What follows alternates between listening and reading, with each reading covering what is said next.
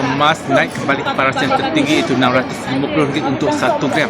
Tuan-puan, sedar ke tak sedar bahawa harga emas pada 2026 ini bermula dengan RM615 untuk 1 gram.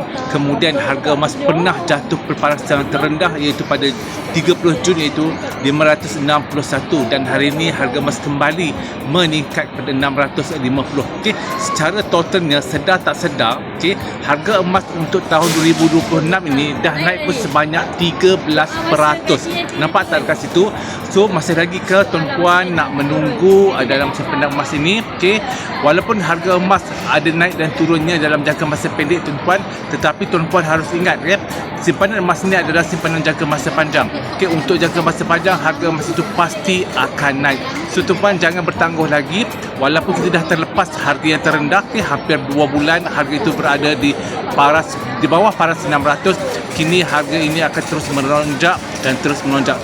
Harga emas hari ini 650 dan dah pun menghampiri RM700 1 gram. So tidak mustahil menjelang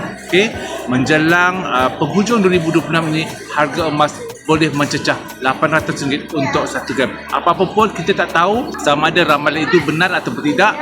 Banyak perkara dan faktor yang boleh mempengaruhi kepada perubahan harga emas. Apa-apa pun kepada penyimpanan emas, konsisten sahaja, jangan lihat kepada harga. Fokus kita hanyalah pertambahan gram emas.